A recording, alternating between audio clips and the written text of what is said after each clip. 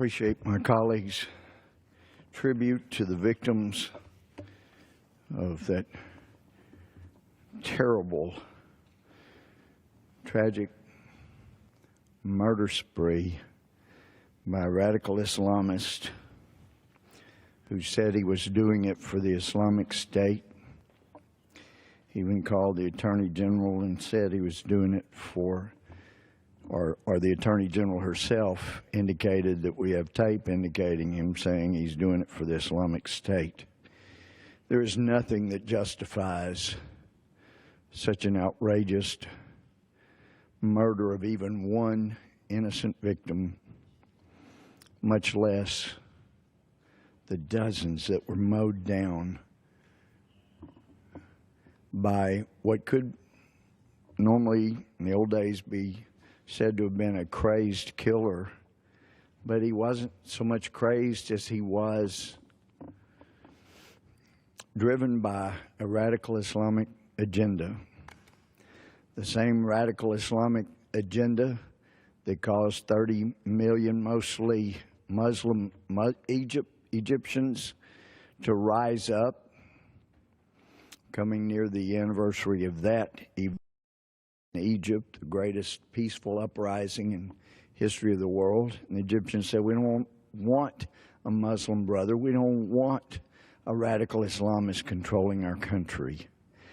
It was rather tragic that the shooter, and I don't want to give him any more notoriety than necessary, so I won't mention his name, but that he was not a lone wolf, as is so often supposed, and we were led to believe repeatedly during the Obama administration.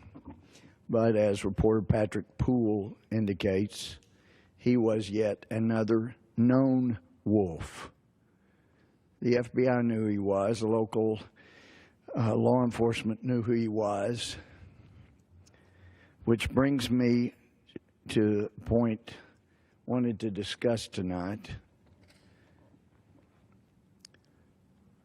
Robert Mueller is the special prosecutor who now needs to resign. He was the FBI director that had the FBI training materials purged so FBI agents could not know what they were looking for in a radical Islamist. He changed the training. He purged it to please the Council of American Islamic Relations. And as one intelligence officer said, we blinded ourselves to the ability to see our enemy. And that's what FBI Director Bob Mueller did.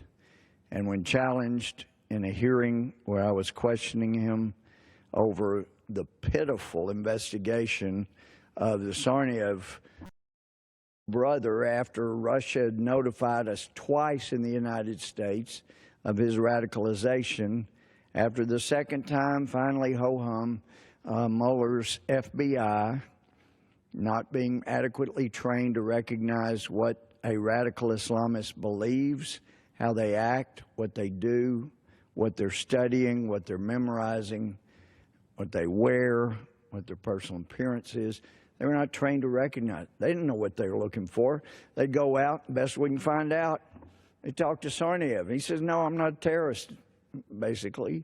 So, not knowing what else to do, since Mueller had destroyed the proper training to recognize radical Islamists, they went and talked to his mother, who assured them, no, he's a good boy. He's not a terrorist. And the result were people murdered and maimed at the Boston Marathon. The result of the FBI going after those who would try to teach others what real radical Islam was, the results of dumbing down the FBI in their ability to spot people who wanted to kill others in the name of Allah. People killed at Boston, people killed in Orlando, and it wasn't anymore the fault of guns in Orlando than it was the fault of a white truck in London. It's the people that use those weapons to kill. Otherwise, it's a matter of defense, the great equalizer. The truck is a great means of conveyance.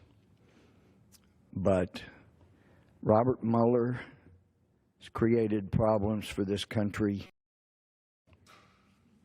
And there are a lot of people that are buried now. Perhaps they would not be deceased if Robert Mueller had done his job and had been as concerned about finding radical Islamists in America as he was, as he told me. They didn't go to the Boston Mosque where Tsarnaev surely gave evidence of being radicalized. That's not his words. I said, you didn't even go to the mosque, to find out, to talk, to investigate. The best he could do is come back and say, we did go to that mosque as part of our outreach program. Part of the lovely sit down, chat, have some tea, whatever. I don't know what they had, water, whatever it was.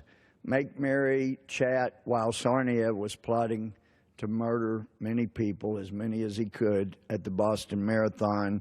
Bob Mueller and his FBI are making merry at the Boston Mosque that he did not even know who started it. Ask him that. He didn't know. I said, did you even know that Al-Moody started that mosque? No, he didn't know that. Al-Moody's doing 23 years in federal prison for supporting terrorism. And as I understand it, I'd heard that was more to the credit not of Mueller's folks, but of help from England. How ironic is that? But I see that I have a friend here from Texas who I will yield to for such time as he may consume. Yield to my friend, Mr. Arrington. Thank you, Mr. Speaker. I love everything about West Texas. I love the beautiful sunsets and the starry nights. I love that our farmers and ranchers feed and clothe the American people. I love that we produce more fossil and renewable energy than any other region in the United States. People from all over the country rely on West Texas to make America great. But the greatest contribution from our region is our people. The people of West Texas have a distinct friendliness, a can-do spirit, a humble demeanor, a unique sense of humor. And on April the 10th, 2017, we lost one of our very own who embodied these attributes like no one else. Former head football coach at Texas Tech and favorite son of West Texas, Spike Dykes carved his legacy into the bedrock of our region and into the hearts of hundreds of student athletes and thousands of fans across this country. A small-town kid from Ballinger, Texas, who achieved his wildest dreams of becoming a Division I head football coach.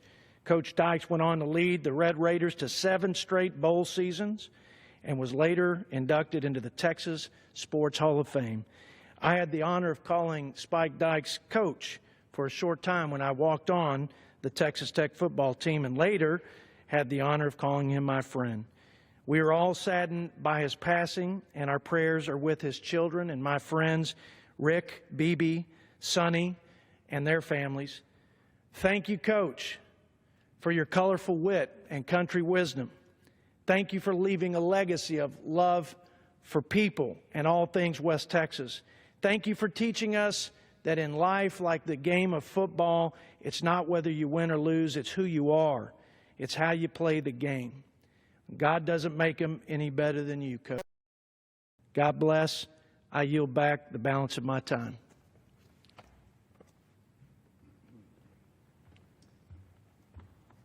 Thank my friend from Texas, a great noble tribute.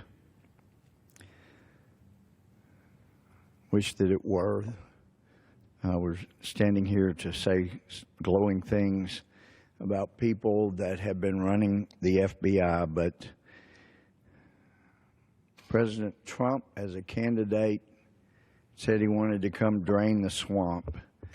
And the more we dig, the more it appears to be a swirling cesspool up here. We had a man who'd been running the FBI that came before the Senate committee and testified that he did a memo after talking to President Trump that he'd never felt the need to do a memo after talking to President Obama or President Bush or to take notes like he did, but he was afraid that Trump might lie sometime in the future, and so he felt it important to do a memo, to write some notes. That's what he said, and rather incredible, he didn't find a need to do a memo after Attorney General Loretta Lynch, according to him, told him what really has to be a lie. She knew that Hillary Clinton was being investigated for a crime. It was a criminal case, a criminal investigation. She directed FBI Director Comey not to use investigation, use matter. Well, it was an investigation, and to say anything other than that was a lie. But how ironic that he was afraid Trump might lie in the future, whereas he had an attorney general, made him feel a little uneasy. He didn't write any notes. So what about his credibility? Well, he said he took those notes as a recollection refreshed. And those of us that have tried cases, been judges, we know that past recollection recorded can be an exception to the hearsay rule. But if he signed an FBI employment agreement, which people were supposed to sign, it should have included these words: all information acquired by me in connection with my official duties with the FBI and all official material to which I have access remains the property of the United States of America. I will surrender upon demand by the FBI or upon my separation from the FBI all materials containing FBI information in my possession. That means that if an FBI agent, director, FBI employee makes notes, makes a memorandum to refresh his recollection later, it is not a personal piece of property any more than what Sandy Berger stuffed in his socks were personal property to him. Doesn't matter that he prepared it. It was done while being paid by the FBI on FBI time regarding FBI matters. As FBI director, he was talking to the president. How ironic also, we had no memos after President Obama made the basic statement that he didn't think Hillary should be prosecuted.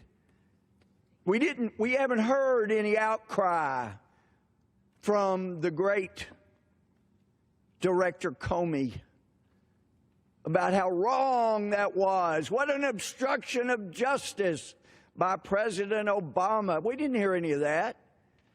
I mean, that's about as direct as you can get.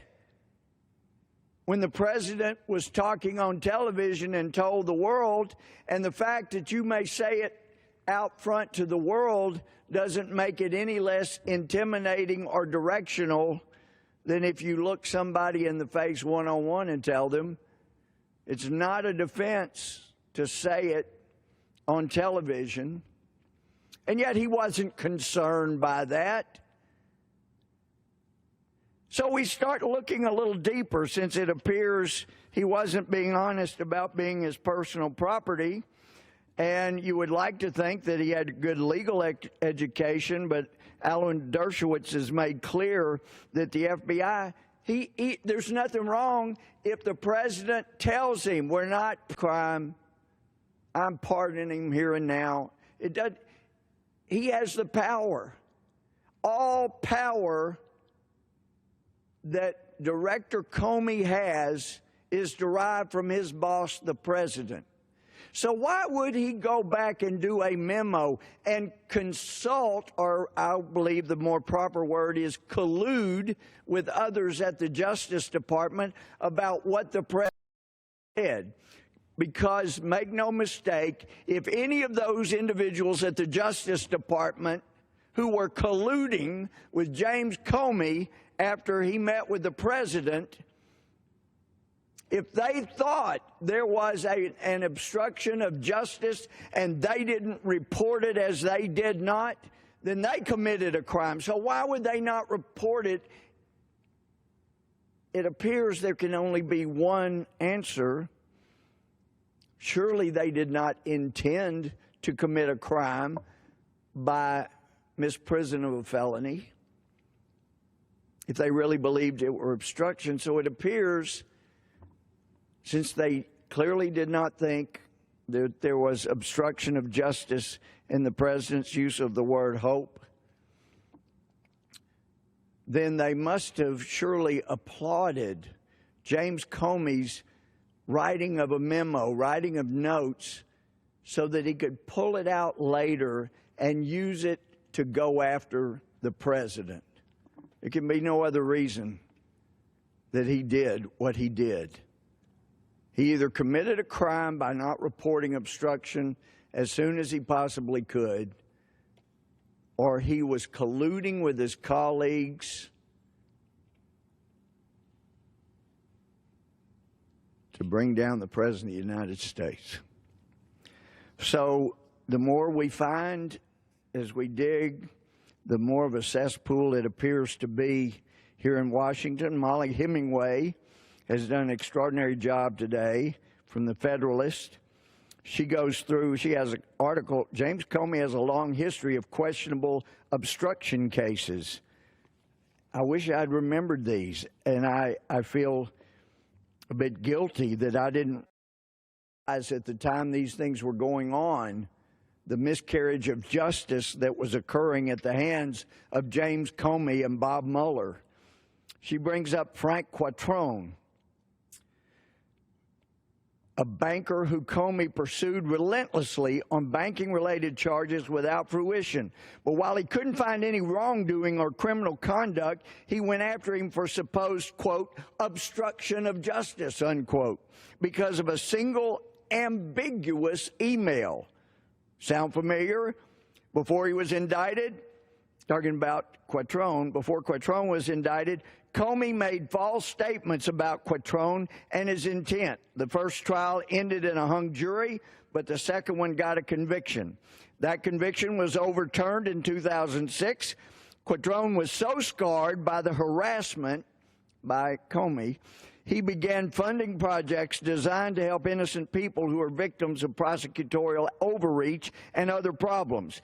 He said his motivation for supporting such projects was that at the very moment he was found guilty in the second trial, he realized there must be innocent people in prison who lack the financial resources to fight it for justice. He also started the Quattrone Center for Fair Administration of Justice at the University of Pennsylvania Law School.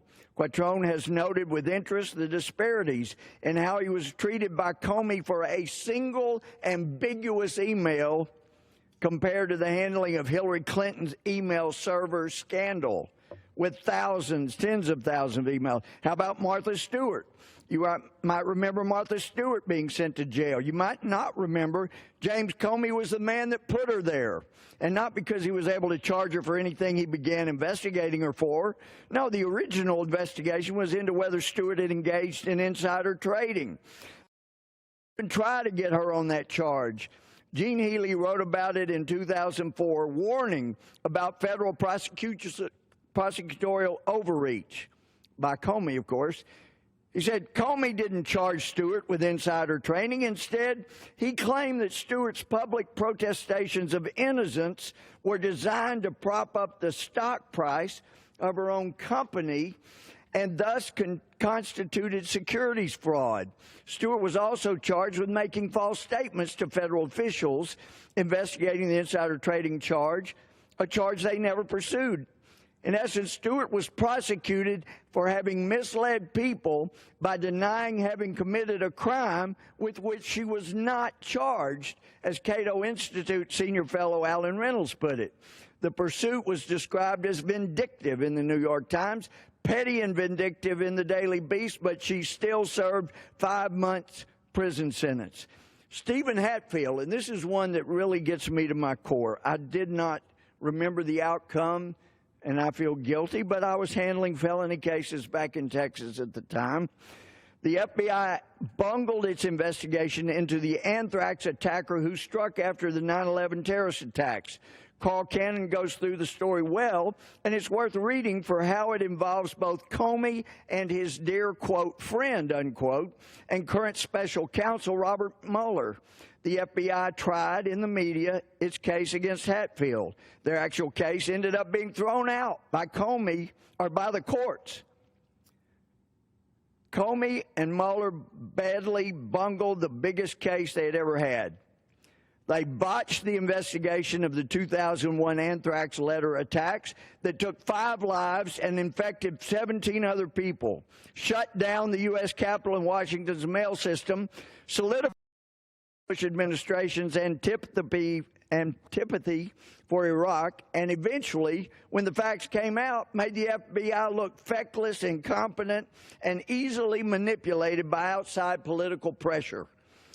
More from Cannon, recounting how messed up the attempt to convict Stephen Hatfield for a crime was. He said, in truth, Hatfield was an implausible suspect from the outset. He was a virologist who never handled anthrax, which is a bacterium.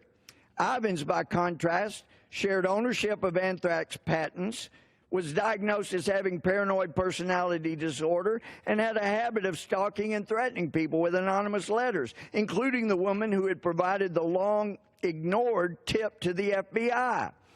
So what evidence did the FBI have against Hatfield? There was none.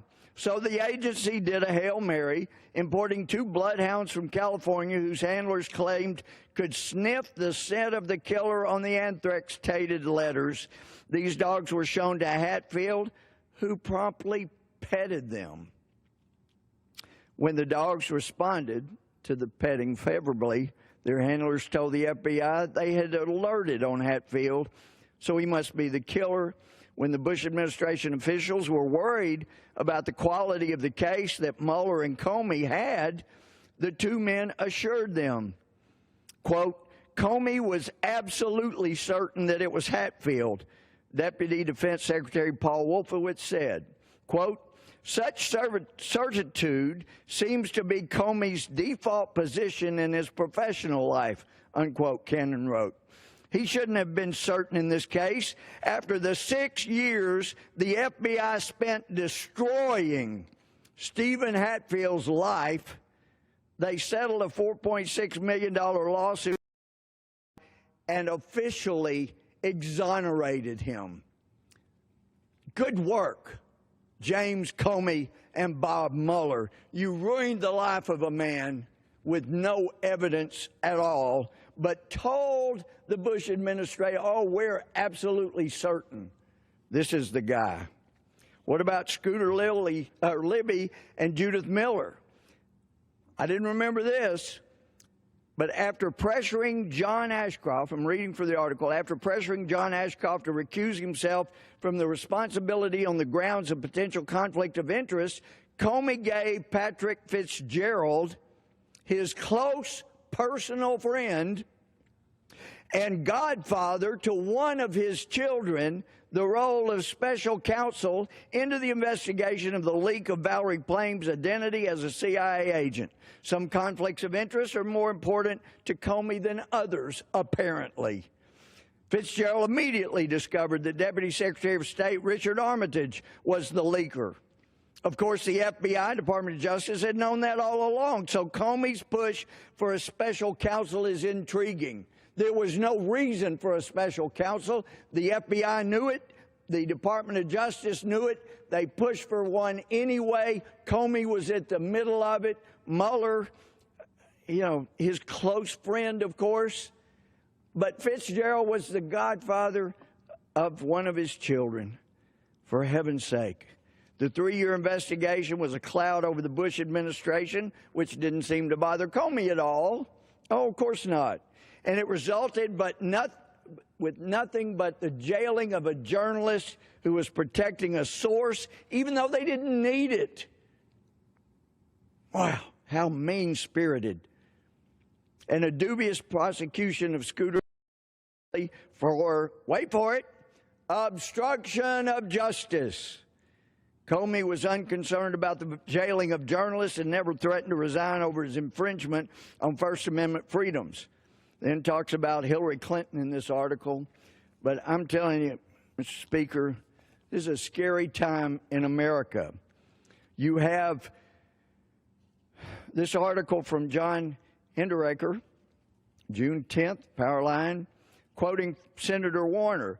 And so in all your experience, he's talking to Director Comey, this was the only president you ever felt like in every meeting you needed to document because at some point, using your words, he might put out a non-truthful representation of that meeting. Comey says, that's right, Senator.